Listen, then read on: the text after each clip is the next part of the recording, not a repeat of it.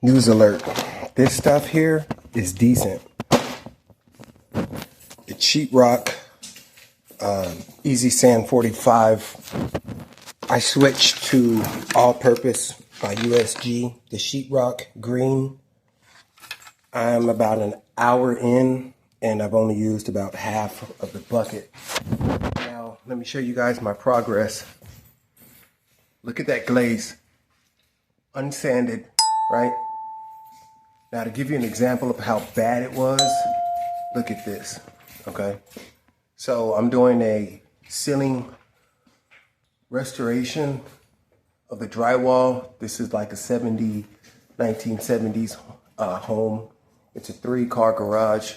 And if you've seen the cabinet video that I posted here, you can watch that one. And I'll put the link in the description. And I started using the Easy Sand 45. Man, this stuff took me hours. In between cleaning, attempting to lock up on me and me having to speed and get organized and get my flow going. That's how it turned out, which isn't too bad, but it costed me like 12 hours just to do this section, and it's still not done. I do a lot of wet sanding because I don't want to get dust and stuff everywhere.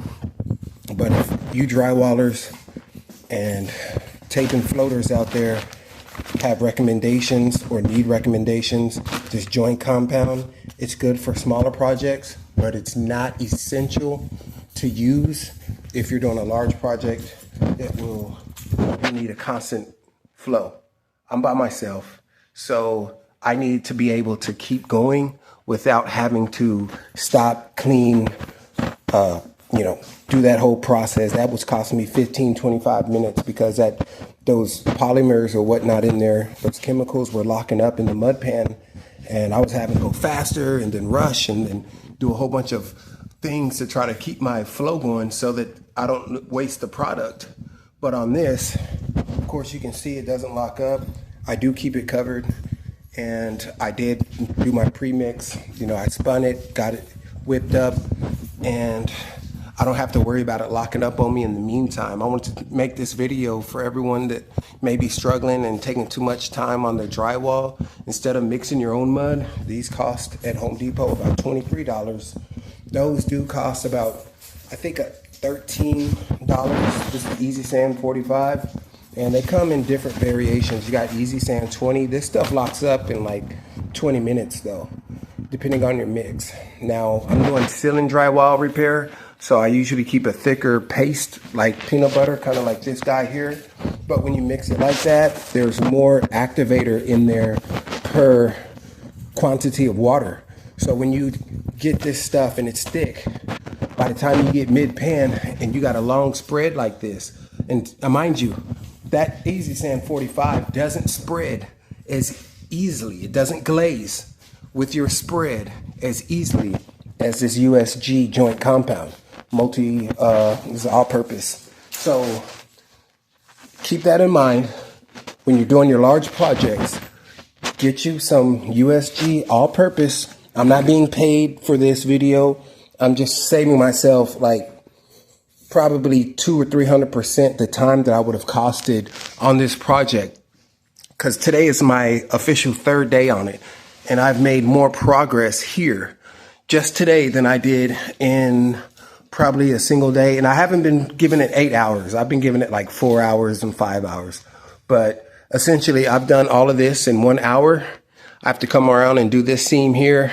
These seams, they don't want it perfect because I told them the best thing to do, since the sheetrock was so old and was starting to chip and the moisture had gotten to it, that to rip it down, but they didn't want to spend all that money and go through that long process.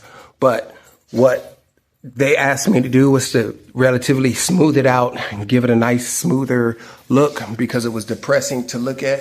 As you can see, the entire garage was like that. And she had guys before me come and knock all these chips and stuff out. So you can't really see the full damage. You can see here how bad it had gotten, but I guess they pasted some as they peeled the chips off. It was crazy. So she asked me to come by and just smooth it out and then come back with some sort of texture to mask the situation, which is turning out fairly decent because I'm going to hit it with this PVA primer that I brought. I don't even know where I put it at, but I use this stuff. This stuff is fantastic. It dries in about 10 minutes by Glidden. PVA drywall primer.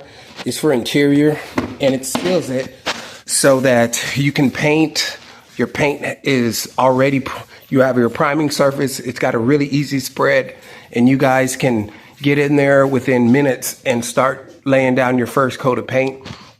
What I'm going to do is I'm going to get this texture going. I'm going to smooth it out as much as I can without too much ado. Then I'm going to come back, hit it with the PVA primer, and then I'm going to hit it with that texture. I haven't decided what kind of texture I'm going to use because she kind of wants it relatively to look a little neater. I did some experimentation the other day though with this here, and just to see how it would set with my roller, my texture brush. Okay, these guys are hard. They're like sponges, and they're pretty tough. But I don't know if I want to go with that. No, yes, no. Right. So in any case, to speed that process up, I got this experimental. I don't really do a lot of major drywall like this, but on my last remodel project, I was keeping the easy sand to keep the cost down for the client. It was okay, but again, I had the same issues. This time, I feel like I was in over my head, and I was spending way too much time on the project. So I don't have to clean or switch in between mud pans. I can just keep gooping, keep loading, and then keep spreading. And so all of this I did roughly in about an hour. It was pretty bad though. It was more like this. So as you can see, the borders of the walls are worse than the interior. Okay, and all of the junction points are worse, right? The butting edges, all right? All your butt joints, all of that stuff is worse. But towards the interior, it looks better, all right? And I did come over here and probably do a little bit just to kind of pack it so that when I come back with the skim coat, it'll look better. But again, this isn't going to be 100% glaze, smooth texture. They're not paying for that. And two, we both don't have the resources to get that part of the project to that level. But I'll basically get this filled, get it completed. I'm trusting in USG All Purpose Sheetrock.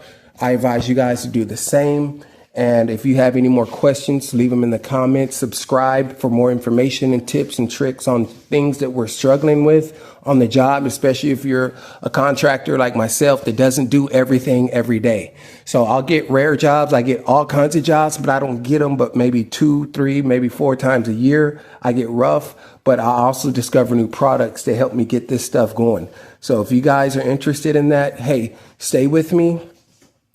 We'll help each other out. If you're a YouTube collaborator, collaborate with me, and we'll get these information out there for these people so that we can stop struggling on these projects, and we can boost up our efficiency, our resources. We can boost up our financial gain, and we can make our clients much, much happier. And again, look at the spread on this as you get closer. I haven't sanded it. I haven't wet sanded it yet. This stuff does take longer to cure and harden, but I'm not concerned about that because that gives me more time to focus on the job. Before, when I was using the Easy Sand for the 45, I would have to only do like maybe 3 or 4 feet linear and maybe 2 or 3 feet quadratic. And what would that be? 3 times 4, 12 square feet at the most before I ran out of mud or it started to lock up. And then I would have to come back before it locked up. I would have to rinse the pan, get all that stuff out before it locked up in the pan, and then backdoor and have to come back and do my wet sand with my sanding sponge. And if you guys don't know what a sanding sponge is, it's a double-sided sponge, okay? I don't like this one particularly. They used to come square, but these are okay. And as you can see, it's gone through a little bit. This isn't the first job I've used this one on. It's got the softer side. So let's just say you got some ribs like what you see right there. You got some protrusions and you want to knock them down, once that mud starts to semi-harden, you can take the hard side and give it a nice little wipe, right? You get a wipe, it's going to leave some striations from the texture of the sponge surface. But after that, you come back and you squeeze it out. Well, you're going to have it squeezed out. You're going to get it like this. You're going to squeeze it. You're going to hit it that top side like that, right? With your harder one, your rougher surface. And then you're going to backdoor and then just do a light smoothing, okay? And that smooths it out so that you don't have to get dust everywhere, pull out the sander, and go crazy overhead, which is a major shoulder workout. But that keeps it under control. Once the texture's laid, all of this stuff will also be masked on top of the primer going in on it. It's going to remove a lot of those shadows, and then we can throw that texture in there. I'll probably do a roll-on. I don't think I'm going to do a sponge, even though I brought it. I haven't decided. But again, on your larger projects, you're by yourself. What you're going to want to use is that USG green or blue. All right. And you're not going to want to use your easy sand.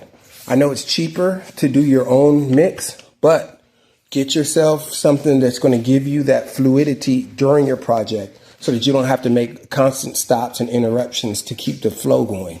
All right. And so I lost a lot of hours over the last 2 or 3 days that I came here. I want to say I did 2, but I could have done 3 already. This may be my 4th day on the project, but at this rate, I'll be working till 4 today. I'll give you guys an update. Let's see how far I get. I'm moving pretty fluidly. I'm not taking breaks. Stay with me.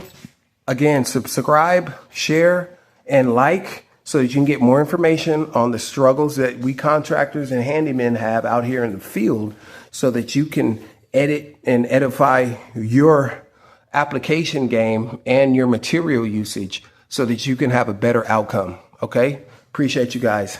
Skorpius checking out.